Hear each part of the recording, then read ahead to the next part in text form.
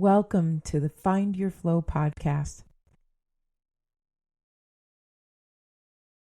Please welcome a mental health advocate, award-winning entrepreneur, founder of Written Hope Publishing, author of Speak Up Against Stigma, and her new, highly anticipated memoir, After the Fire, a raw and redemptive story of survival and strength. This is Kristy Towson.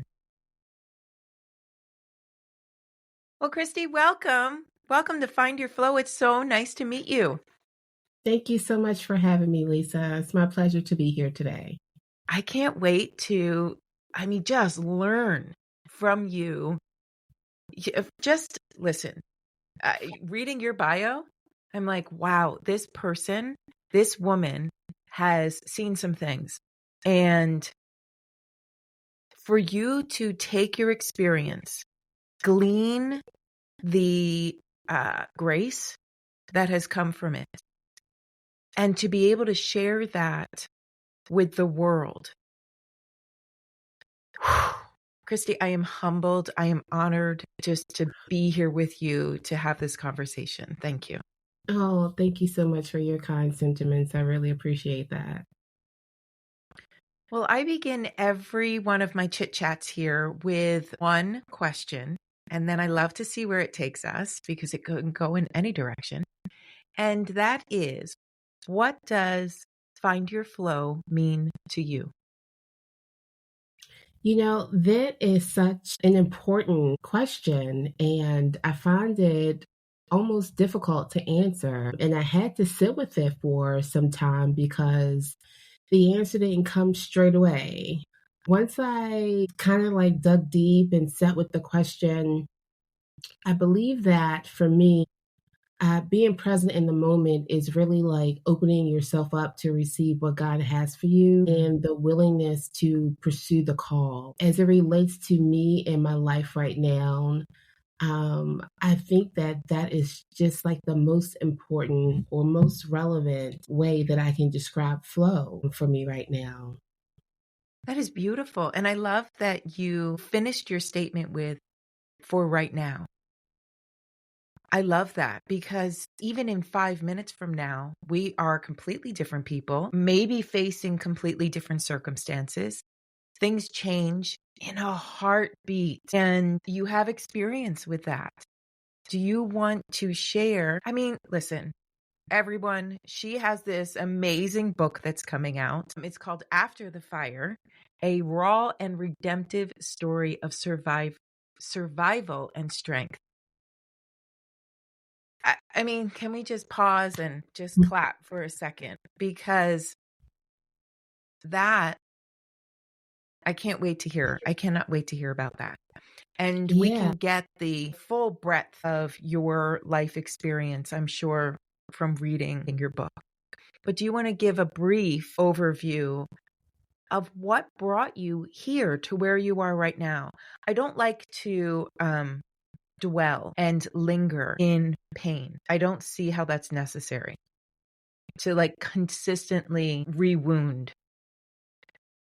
But I do think that there is strength in sharing a story and even more impact when we get to hear your triumph. Mm. So could you share with us a little bit? Yeah, I would love to. You know, for me, it's not pain and it's not reopening a wound. It's me sharing a story about something that I went through. I believe that we connect through stories. It's the stories that make us feel less alone in the world. Amen, sister. If I can share my story as a testimony to help someone else in their journey, I'm all for it. So I don't hesitate at the moment to share my story with anyone. And I'm very transparent. So trigger warnings for anyone that is listening. We will be discussing suicide and depression. So 8 years ago, I was so depressed, Lisa, and so suicidal that I burned my house down with me in it because I wanted to die. And Mm-hmm. there were lots of reasons piling up to that incident. My daughters had disowned me. I'm the mother of 3 daughters. My business was suffering, and I was facing an eviction. Mm-hmm. All of that piled up on me at one time. I surrendered to the dark thoughts that were in my mind. And I thought that my life was not valuable, and I attempted to unalive myself. I was arrested that day, and I spent 30 days in jail.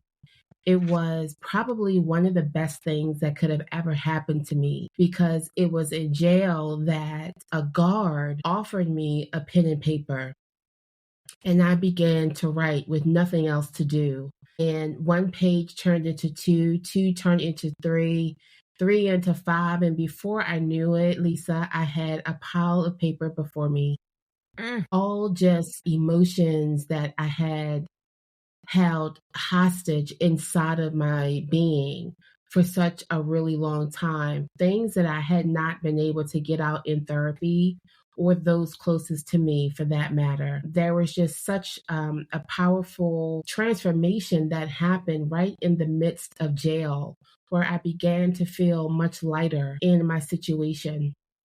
And when I was released 30 days later, I was a college student at the time. I was a late bloomer. I started my college journey at 38. And 10 years ago, I can't believe it, I just graduated yesterday with my master's. Whoop, whoop. Congratulations.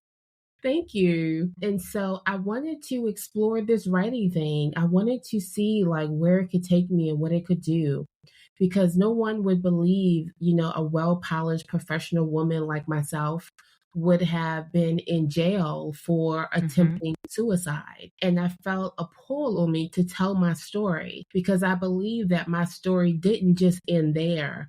It was just beginning. And so I Mm. started to write this book, and it was called so many other things at first, but then I landed on After the Fire, because so much of my life has just been transformed because of the fire that I set. But now I consider myself to be a beacon of hope, a mental health advocate, a light sparker, someone that will share their story just to be an inspiration to other people. Because I remember what it was like when I was down and out. I didn't Mm-hmm. find anyone who identified with me. No one could really understand the pain that I was feeling. I was told to get over it. It's not that serious. Move on with life. But only if it were that simple, I would have done those things. But it was extremely difficult for me to transition personally. And before that, I never had any sort of evidence of a mental illness, a mental diagnosis, or anything. It was all fresh. It was all new. So my knowledge of it was new as well. And I really had to learn about the different like phases and the Mm-hmm. different names of all of the mental health disorders that were applicable to me. And That it's been a very empowerful learning experience for me as well. It's interesting to me that you're very much, I mean, figuratively and practically, the phoenix rising. Wow, thank you. I mean, that powerful imagery is not lost on me. And listener, you can't see Kristy right now, but she's in a red top. And for those of us in the Feng Shui world, I'm like, look at you. Look at you. You for how many years now, probably your entire life, have been trying to stoke the flame that is you. So it's interesting to me. Did you cry while writing? Oh my gosh, yes. I cried. I went through all of the emotions. Mm. I went through all of the emotions. Crying was one of them. A sense of relief was one of them, just to get the story out. And I will preference the book and say that it's not my whole story. It's just a segment of Mm-hmm. my story. And I plan on to continue to write to get the other parts of my story out there because I've overcome a lot. And in my bio, it talks about the different diagnoses that I Mm-hmm. have, right? And I didn't realize that until I was like in my 40s. Um, when I had another mental breakdown, it wasn't as severe as the fire, but it still was enough for me to want to go to a mental health hospital Mm-hmm. because I was afraid of being suicidal again because I really wanted to live. I didn't want to die. I was really appreciative of the second chance that I had been given after the fire, but I was scared because my mind was doing something funky that I didn't understand. Right. It was going through old programming, Yeah. decision-making programming. Yeah, Yeah. and I struggled with that, and I went to a mental health hospital, and they performed, all these tests and assessments, and that's how I figured out that I had all of these diagnoses. I mean, no one knows like when it started Right. or anything like that. I could have had it all along, but it didn't bring itself to surface at least until that fire incident. But you said something that I want to touch back on is finding myself like being that fire and looking, like within to be me. For most of my life, I've been an entrepreneur and I've been really successful in my businesses rather. And I never felt fulfilled or on purpose. And it's Mm. not until I went through everything that I've gone through that I've explained here that I can now say that my work is on purpose, that it drives my decision making and it wakes me up in the morning with fire under my feet because I understand the work that is out there to be done. There are so many people hurting. 1 in 5 Mm-hmm. people suffer with a mental health disorder. The depression is the number one cause of disability today. A suicide happens every 11 minutes in the United States. People are hurting. Yes. And the more people that I can touch with my story, the better that not that I can solve the whole world, but I believe that I can help some people. And the more that I hold on to my story, the more people will go without hope. And so I really appreciate this opportunity because I feel that I'm very on purpose, in this season in my life by telling my story. Oh my God. I look back and I think, so your tipping point was fire. Your healing point was water. And to allow yourself that pause, and I get it. I get that it was because you were incarcerated that your entire life was put on pause.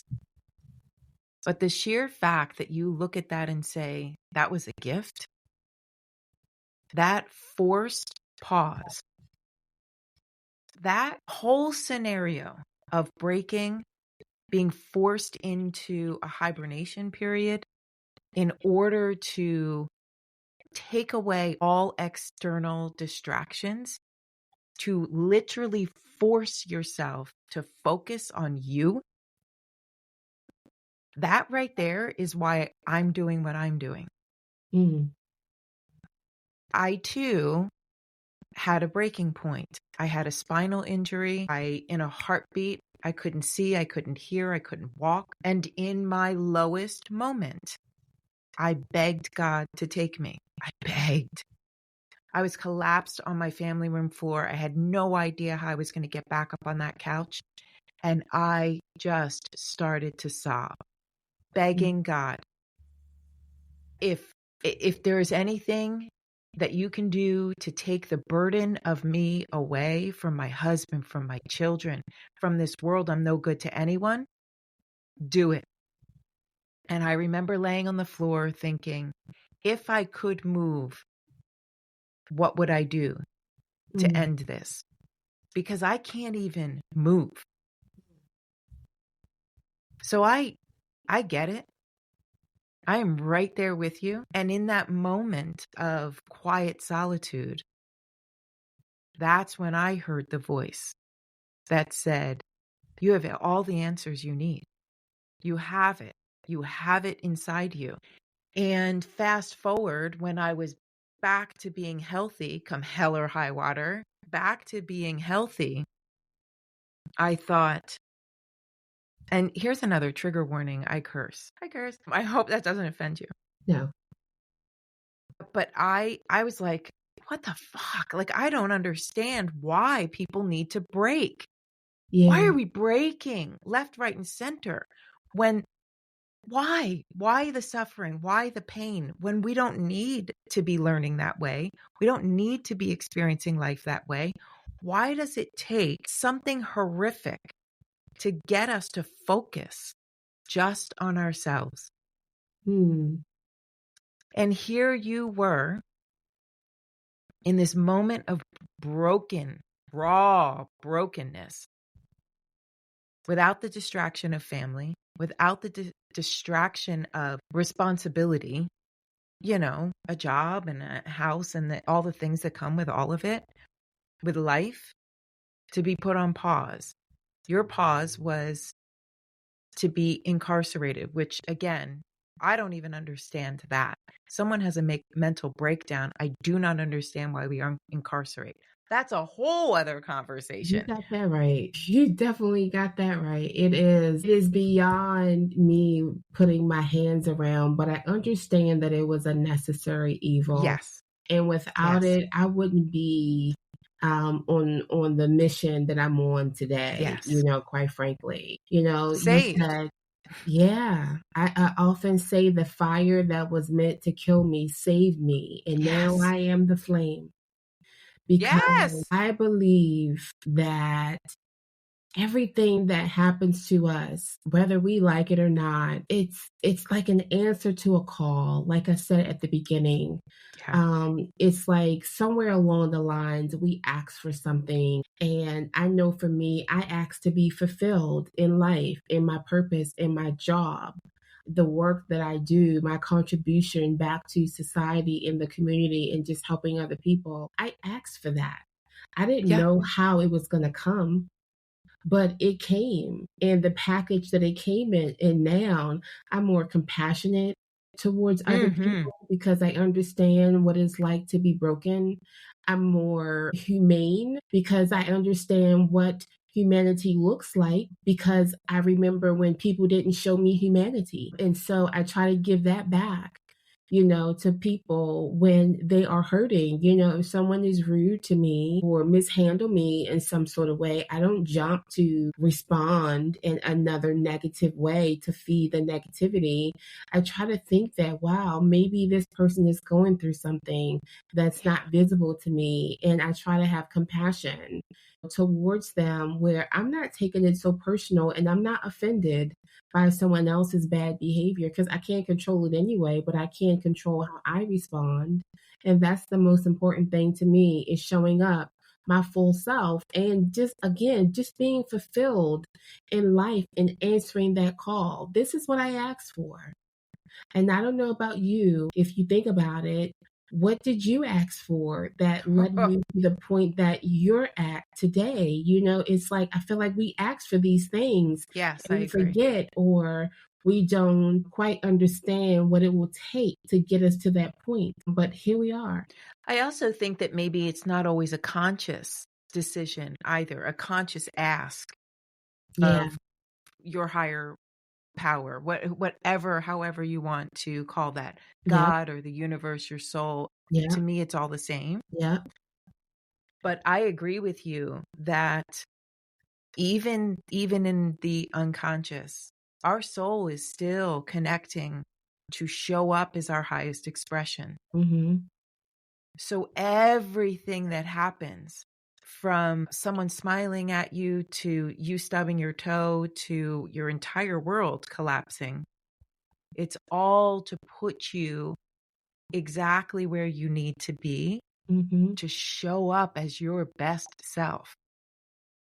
Absolutely. And if that means it all goes to hell in a handbasket and it all comes crumbling down, it all comes burning down, that is your opportunity to either say, that destroyed me, or challenge accepted. Mhm. Okay, I see you. I see what's happening. I see truth. Okay, and now I rise. Yes. And sometimes it takes, which, it sucks that that's the human experience, but we really do learn fastest through pain.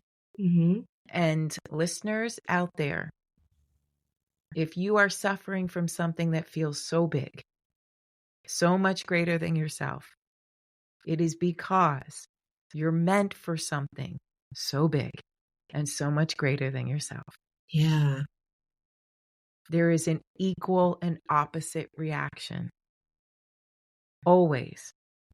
So the lowest you think you are is the highest you get to reach. It's amazing, Yeah. That's right? amazing.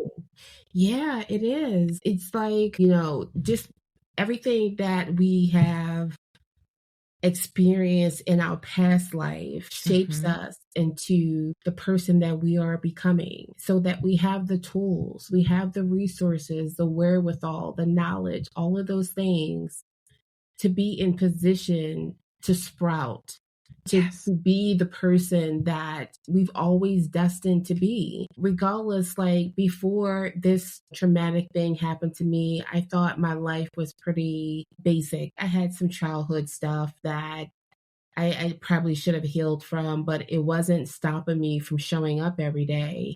Mm-hmm. Um, It but I just didn't didn't. hurt enough. Yeah, yeah, totally. And even with that, I just felt like my life, I just didn't have the experiences that life had not given me yet. Right. But now that I've gone through that traumatic experience, I now know what it feels like to be rock bottom. So when Mm-hmm. someone comes to me and say, "Yes, me too. Thank you for sharing your story."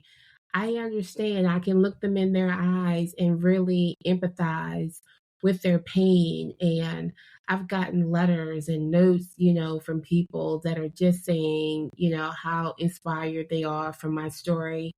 And if you had asked a previous version of myself to share any parts of myself, not just my mental health story, but any parts of my life, I would have shrugged away the idea and run away. But not Mm-hmm. today, because I stand on business by speaking up against the stigma. It's the stigma that keeps people small, that keeps people stuck. And, it's just a shameful place for other people to judge someone else Mm. because they have a different ability or inability than they do. Because we all struggle with something. Mine happened to be depression and whatever else, but someone else's could be alcoholism.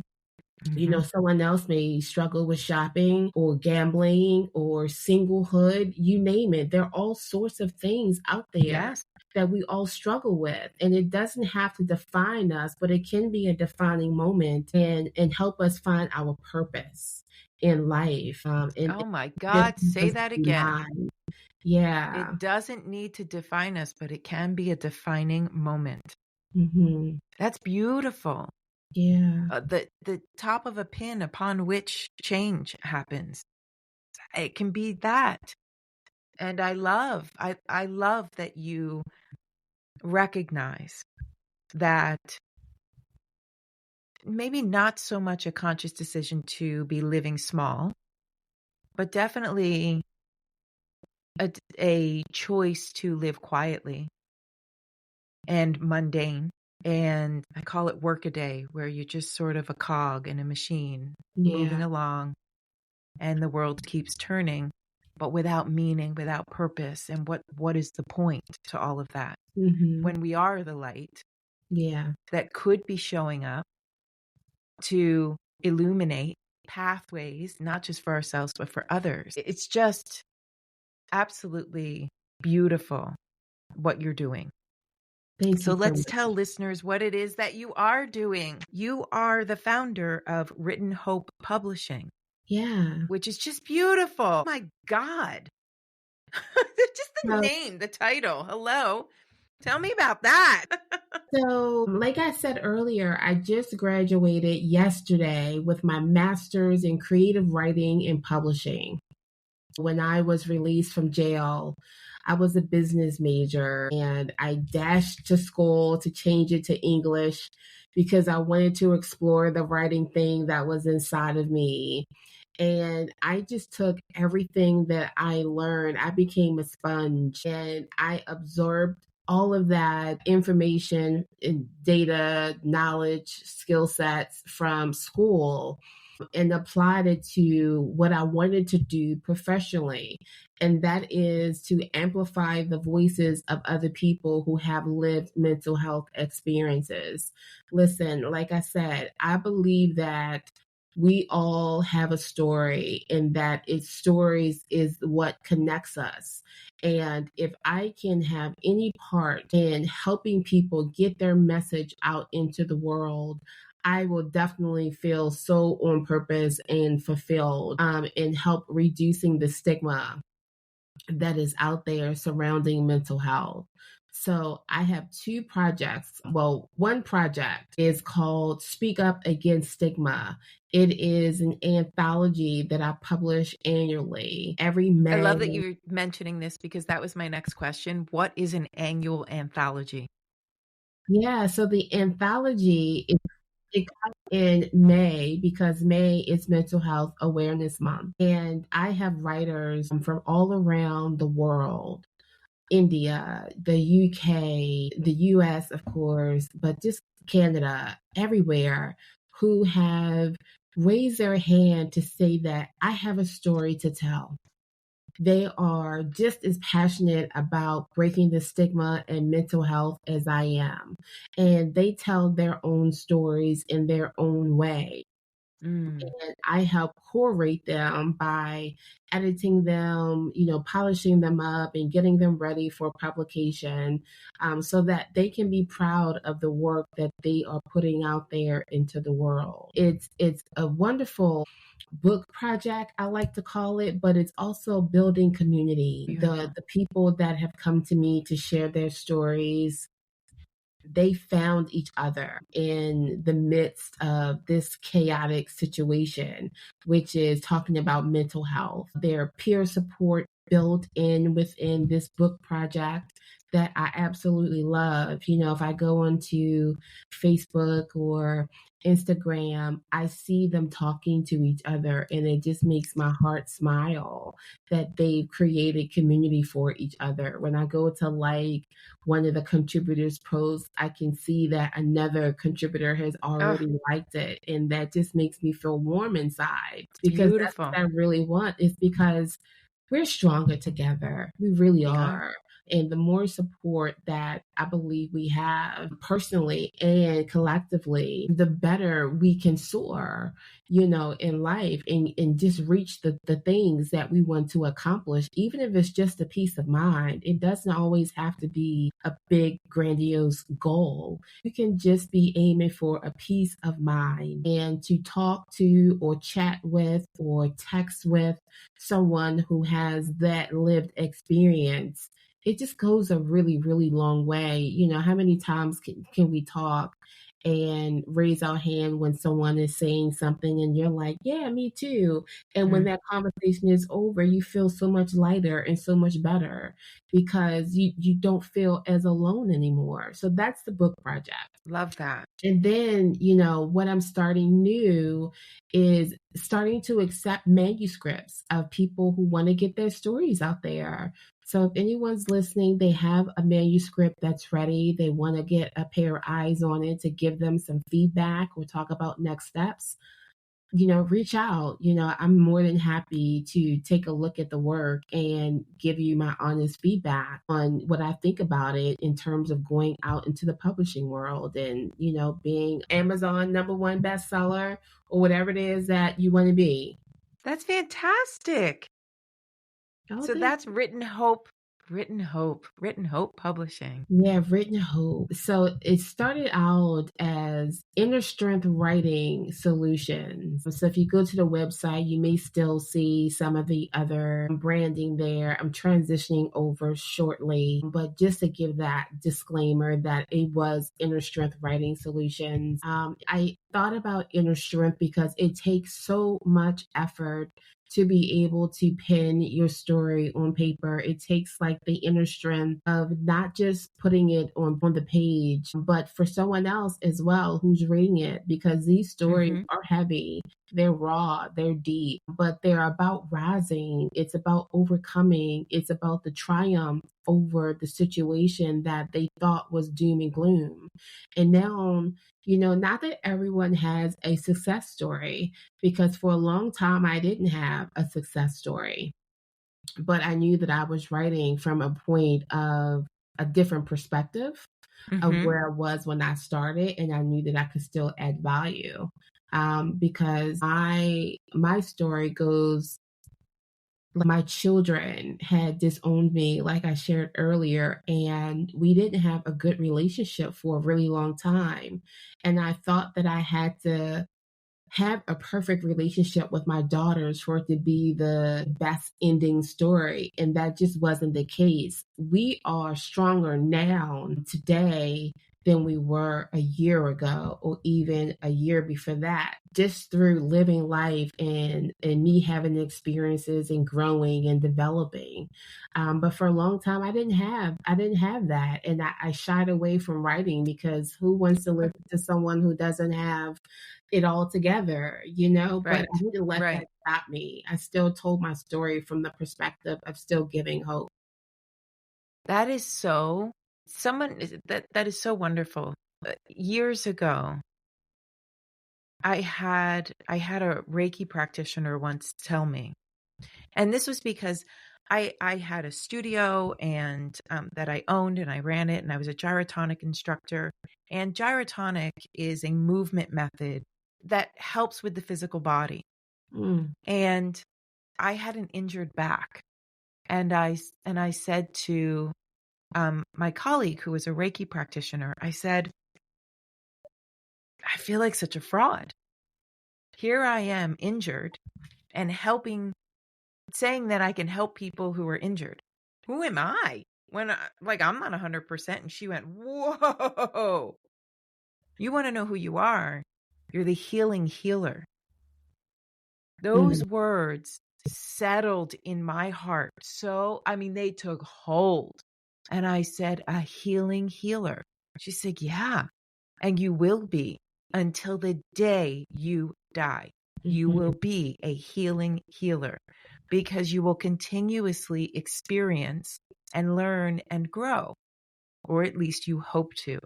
mhm, That should be your goal, to never be in a place where everything is, quote, perfect, because there is nothing that is perfect. absolutely right. Nothing. And the beauty comes in those imperfect moments, in those imperfect experiences. I love that. There are so many lessons in nature that we can take, and trees for me are huge. Mm, And trees, for the majority of all species, can only grow as tall as their roots are deep. mm, So it's this growth in two directions that allows them to get really tall. And the only way that they can stay strong is because they're under constant barrage of wind. So the only way their inner gets really strong to allow them to grow tall and thick and age is the aggression of something that works against them. mm, And the only species of tree that goes against all of that is the redwood. The redwood is the tallest tree on the planet. mm. And its root system is only 5 to 6 feet deep. And what keeps it continuously growing is that one redwood's roots connect into the root system of the tree next to it. Mhm, And they all connect to each other, so that when the wind blows, when there's an earthquake, there's strength because there are numbers. So there are these two ways that we as humans get it's a gift. We get to grow and experience and share and love and learn. And that is one, being singular, doing the work of expanding and rooting and learning and contracting and growing and experiencing.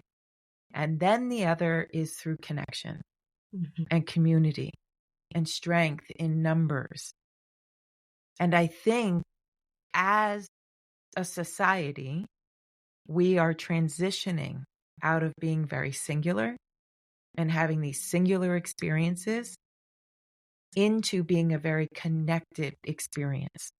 And I think it's because of people like you who are willing to stand, who are willing, I might cry, Kristy, who are willing to rise and share not just your story, but your wisdom and your hope, to be able, with grace and love in your heart, share so that other people don't have to break.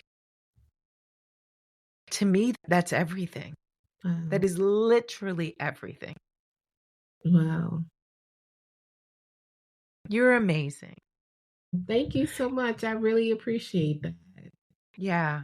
Thank you. I love that you changed the name of your publishing brand from Inner Strength to Written Hope, Yeah, because thank that you. shows your progression, Yeah. right? Out of needing to be strong and fighting. There's a time and a place for all of that. But for you to not be stuck in that version of you, to be growing into literally hope is such a tremendous gift. So I hope that at some point I go to this website and see that you've rebranded again. Yeah, you will. But it's a gift, and I thank you. I thank you for sharing time with me today. And just a little side note, my confirmation name is Hope. And That's I chose that amazing. because my favorite aunt, her name was Hope, and her birthday is just a couple of days from now. Wow, that's beautiful. So how That is so fortuitous. beautiful. How beautiful. Yes. Thank Yes. you. Thank you so Thank much. you. This has been amazing. Thank you so much, Lisa, for this opportunity to share my story with you and your listeners. Absolutely, anytime. And as you change and as you experience more and more and want to share more and more, please, please, please reach out. I would love to do this again. Awesome. All right. Thank you. Thank you, Lisa. Bye-bye. Thanks for being here with me, listener. I hope you enjoyed this episode as much as I did. And if you did, please consider sharing it with someone else who may enjoy it. My intention here is to inspire, empower, and help us all learn. So be sure to click that follow button for more holistic tips, inspiring conversations, and Reiki-infused meditations. One more thing before you go. Check out the Instagram handle @nagarelife.